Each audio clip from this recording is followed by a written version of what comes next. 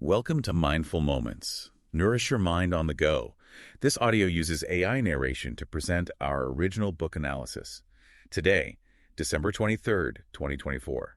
We're taking a deep dive into Friedrich Hayek's The Road to Serfdom. It's a book with a pretty interesting journey to publication. Oh, yeah. It was actually rejected by a bunch of U.S. publishers at first. The idea of critiquing central planning was just too controversial for the time. It is fascinating how ideas can be seen as so radical in different contexts. But eventually the University of Chicago Press published it, and even Reader's Digest made a condensed version. That's pretty impressive for such a complex philosophical work. What do you think it is about this book that captured so much attention? Well, Hayek's main argument still really resonates with people, even all these decades later. He warned about the dangers of central planning, even when people are trying to do good. He truly believed that, no matter what the motivation. That path ultimately leads to tyranny and a loss of individual freedom. Yeah, that's a great point.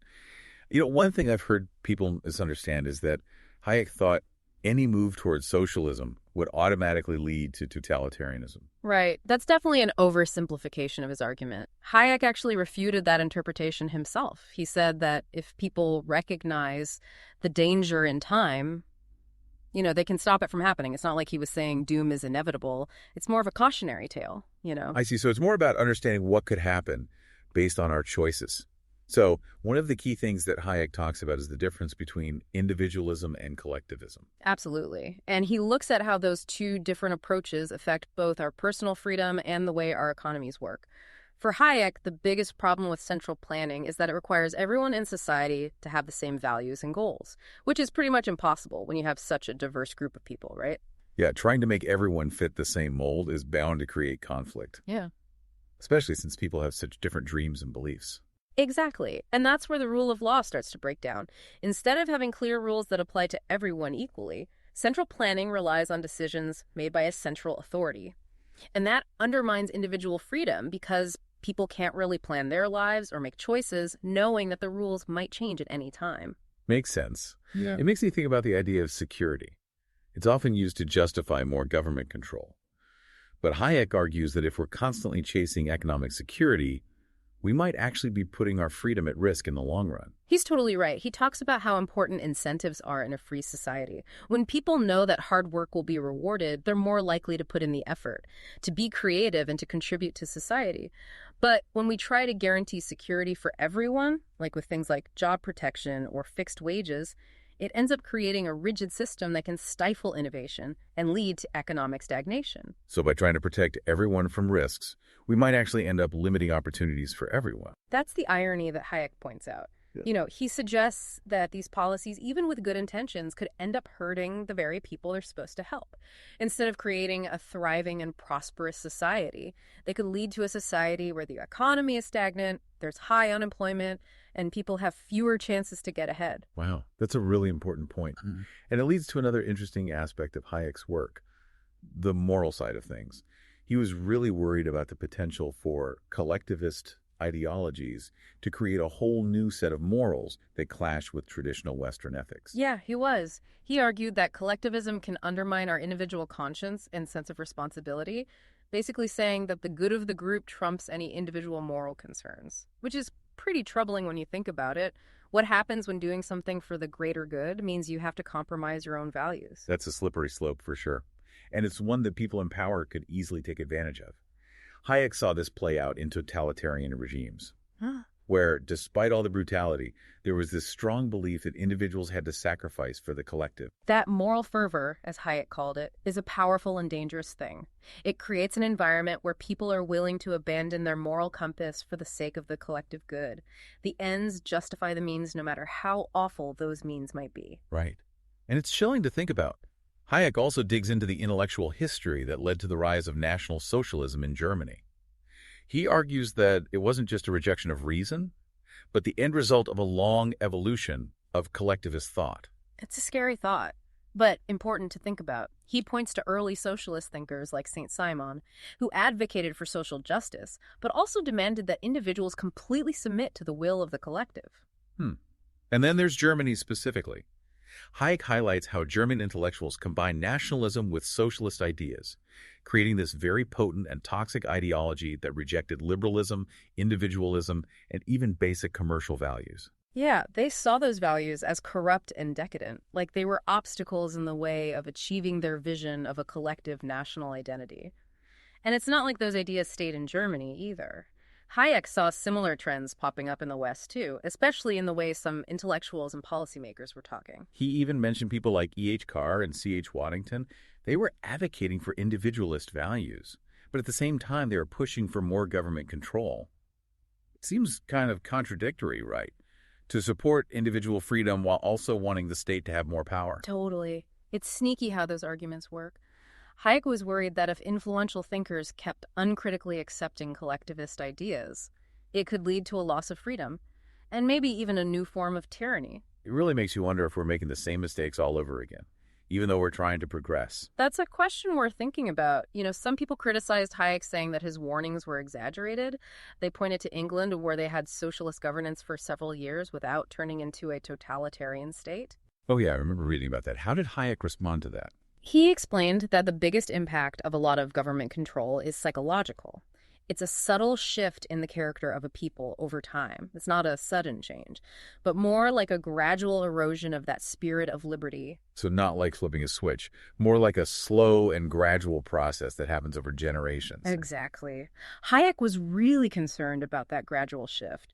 Even in countries with strong democratic traditions, he thought that people who got used to a paternalistic state might lose their willingness to fight for their freedom. I can see how that could happen. He even talked about a sociological survey from back then. Right. That showed how all those regulations were affecting the attitudes of young people. Oh, yeah, that's a bleak picture.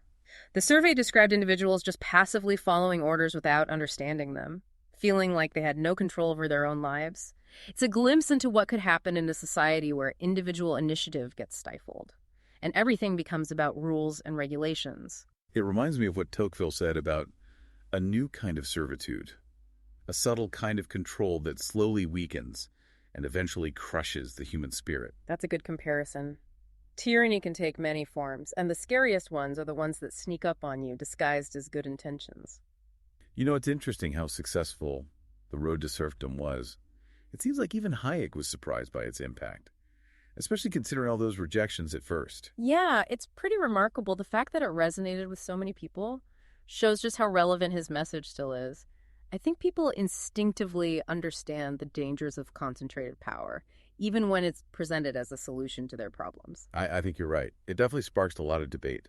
People from all over the political spectrum praised and criticized it. Some, like Hermann Feiner, accused Hayek of being a reactionary, while others, like George Soule, thought he was just defending the privileged. That's true. There were a lot of strong reactions to the book, but there were also people who supported it, including influential figures like John Maynard Keynes.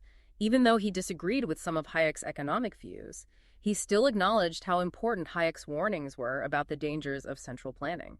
So even those who thought the government should play a more active role in the economy still recognized the potential problems that Hayek highlighted. Exactly.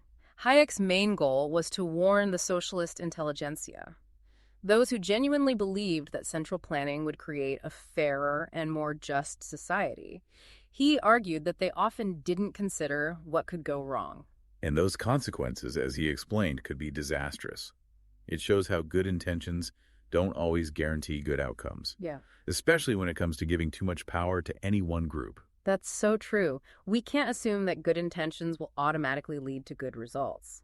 As we deal with the complicated challenges of today, we need to remember Hayek's warnings and really think about the long-term effects of our choices. Yeah, we have to be careful about who we trust, especially those who promise a perfect world through central control. Because as the road to serfdom shows us, that road often ends up somewhere very different from what we intended, a place where individual freedom is gone, and all that's left is the cold control of the state. This brings up a really crucial point about the connection between economic freedom and political freedom. Absolutely. Hayek argued that they're inseparable. You can't have one without the other. He believed that controlling the economy isn't just about goods and services. It's about controlling how people live their lives and pursue their goals. So when the state decides what can be made, how it's shared, and how much it costs, they're essentially controlling people's choices and actions. It connects back to what we were talking about earlier, about the subtle psychological impact of central planning. For sure. It's like a domino effect. Economic control leads to political control, and then eventually individual liberty gets crushed under the weight of the state. Look at Nazi Germany. The suppression of economic freedom was a major step towards totalitarianism. It's a sobering reminder that power, once it's in the hands of the state, can be used for any purpose, even evil ones. And when economic freedom is eroded, it becomes much easier for those in power to force their will on everyone else. You know, Hayek's work has really had a lasting impact on both economic and political thought. His ideas inspired movements like neoliberalism and influenced politicians around the world. It seems like his warnings about the dangers of central planning are just as important now as they were back then, especially as we face challenges like climate change and all this new technology. I completely agree. At a time when governments are more and more tempted to interfere in the economy, Hayek's ideas are a really important reminder about what could happen when we do that. Even policies that are meant to do good, if they give too much power to one group and mess with how the market works, they can actually hurt individual freedom and economic growth. So it's not about saying no to all government involvement. It's more about really thinking about the potential downsides of any policy, even if it seems like it has good intentions. That's it. Hayek's work is a call for us to be more aware, to remember that we always have to be cautious about the appeal of central control, even when it's presented as the answer to our problems. Don't forget, the road to serfdom is often paved with good intentions. That's a powerful statement. This has been a really thought-provoking deep dive into the road to serfdom. What stands out to you the most from Hayek's arguments? And are there any lessons we can apply to our own lives and the choices we make as citizens? Well, one of the most striking things to me is how Hayek emphasizes the connection between economic freedom and political freedom. His analysis of how seemingly harmless policies can slowly chip away at individual liberty. It's a powerful reminder that we need to actively participate in creating the world we want to live in. It makes you wonder if some of the policies being promoted today, even the ones that seem well-intentioned, could actually end up taking away our freedoms. It's definitely something to think about. I highly recommend everyone read The Road to Serfdom and form their own opinions. It's a challenging book, but it's essential reading. It gives you a deep understanding of the balance between individual liberty and the power of the state. If you're interested in exploring these ideas further, you can find a link to buy the book in the episode description. And don't forget to subscribe to Mindful Moments for more deep dives on thought-provoking books. Until next time, keep those minds sharp and curious.